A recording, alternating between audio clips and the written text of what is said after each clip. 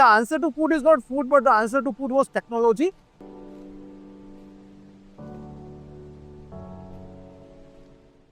Hi, to begin with, could you please introduce yourselves and share a bit about your role as the founder of India's first online food search and ordering platform? Okay. So, hello everyone. I am Satya Mehta. I am one of the co-founder of this product called MealPay. MealPay is specifically a B2B food ordering application. We have good many products to solve B2C products. Right? We have Swiggy, Zomato, good many products around Swiss to have B2C ordering. But when it comes to B2B spaces, take example of events, venues, restaurants, theaters, stadiums, airports, co-working spaces, co-living spaces, corporates, and hospitals. Entire meal search, meal consumption, and meal dispersals food cycle or probably the order value chain is broken. So MealPay is India's one of the first product to solve this particular purpose. I am taking care of business development and sales, and that's what my role at MealPay is. Take us back to the start. What was the spark or gap you saw that made you want to create this startup? So I'm a second-time entrepreneur. This is my second venture. Of course, I bootstrapped my first venture, running stably, growing well. While we were, it was in co-living and around student housing. When we were solving this, we were very sure that, food is something which actually hampers the growth of people who are migrating to a new place, and probably every single B2B spaces, say university campus, say take example of corporate or even railway stations, airports, theaters, have the biggest issue when it comes to food ordering. We have seen vendors suffering, we have seen people unable to meet their food needs when they are into B2B spaces. So we are very sure that if we want to grow faster in this particular space, we have to solve this, and the answer to food is not food, but the answer to food was technology, and therefore we started building around product around this B2B space. When you started, the idea of ordering food online was completely new. How did you convince people, investors, or even restaurants to believe in your vision? So we are a B2B product, right? When we met institutional food companies or when we met institutional caterers, they were looking for this product. In fact, they were not aware that whether technology could help them solve this or not. So we helped them with the multiple product stack, right from consumer ordering app into B2B spaces. We created a product around mess and hostel canteens. We created a product around hospitals and value chain around B2B food processing. The day we did this, the institutional buyers or the campuses were more than happy to have a product around it. We gave them free demos, we had certain trials and tested, we have their free subscriptions. And when they saw the results, when they saw the savings, when they saw that yes, consumer journey has smoothened, when they saw their average ticket ordering has increased, they were more than happy to take this product. What were some of the biggest roadblocks you faced in the early days, and how did you navigate them with limited ecosystem backup? The biggest roadblock in this entire industry has been the learning curve of B2B food vendors. Indian food vendors are still driven traditionally. It has been largely managed by people who are blue collar in nature and whose education or literacy level has not been up to the mark.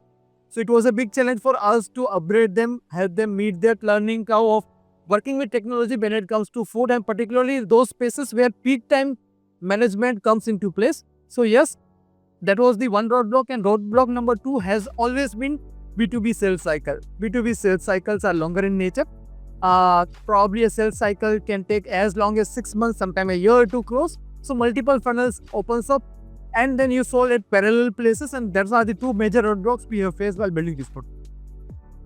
Looking back, what was your biggest learning as a founder that the next generation of entrepreneurs could benefit from? There were two learnings particularly. The learning number one had been, please, first 6 months is never about registering a company, going for a trademark, going for a GST. It is more about talking to more customers, talking to more vendors, talking to more probably stakeholders, and shaping your product faster so that you don't waste your time more towards prototyping and building. That is one. Number two, please, this is to the second, new founders also.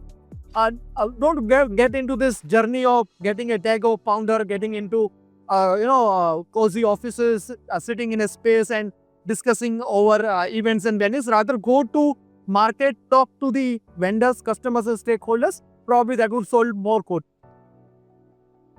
How do you balance innovation with regulation, especially in a space that involves food safety, logistics, and consumer trust? Two things. Of course, we have a tech co-founder who had been one of the smartest tip I have ever met, who is also my co-founder, Maharsh. So yes, in this particular area, we have regulatory changes also. For an example, we call into this loop of e-coms GST, where 5% GST on the behalf of vendor has to be settled by us. So product from start itself has been so well researched that we were lucky enough to pass over this breakthrough. Number one. Number two, we are the only company in B2B food SaaS where we help even the companies to solve their COVID preparedness, HSEQ preparations, and even entire rules and regulations of food safety and FSSAIs. So yes, we feel that technology only can solve these regulatory issues. For instance, we fall into this category of ecom GST, where we have to settle 5% on behalf of vendor. Technology was created such that from the day one itself we were 100% GST compliant vendor. Very few exist in the market. Similarly, every single food safety measurements of FSSAI and HSEQ has been followed by us via technology from day one. So I feel technology help us to solve this better. Has the government's push for digital transformation through UPI, Startup India, or Make in India impacted you and your operation? Yes, these days companies ask for made in India product first. Right. So we have been lucky. We compete actually with two global giants, right? Heavily funded global giants, and we are the third Indian product in the same category. So whenever now we go as a fresher, but they would love it because we are an Indian product. So yes, products and the initiatives of government like Make in India, Made in India, or probably Startup India has make things easy for us, or probably at least new entrant like us. What kind of ecosystem support in terms of mentorship, funding, policy do you wish existed when you started? And today, as founders, you're lucky to have them. We had been lucky where we have received multiple government grants, right from SISFS, IEDC, IAB Fusion, and even SSIP. Probably because we know the ecosystem better. But yes, still the one more roadblock which we face and which we want is hiring. Tough market, roles go vacant. Probably you are unable to get good people for good places. So probably mentorship and guidance and probably network around this could help startups better to grow, because the journey of 0 to 1 is very different from 1 to 10, and journey of 1 to 10 is very different from journey of 10 to 100. So you need different people at different part of your startup journey, and probably that's where good hiring makes sense. What's the one quality you think every founder must build to survive the long journey from idea to impact? So a founder should be always be ready to be in failing, because there will be so many small defeats, but that small defeat would not be the end of journey. So yes, he should be ready to face multiple no's around the journey, but because if he has a right set of values and right set of confidence in the probably the problem he is solving, he may be it may be easy for him to overcome this, and probably everyone should, because after all that's why an individual thinks of becoming an entrepreneur, right?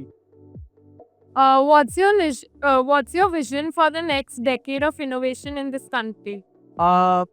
Two things. One, as of now, we see global products entering Indian market. I would be more than happy to see Indian products going globally. For an example, we talk about Zoho these days around, where probably Indian ecosystem now realizes how a legend like Sridhar Bamboo has been selling SaaS globally, and now Indian are aspiring certain innovations, and probably I want for every single category Indian products talking for global.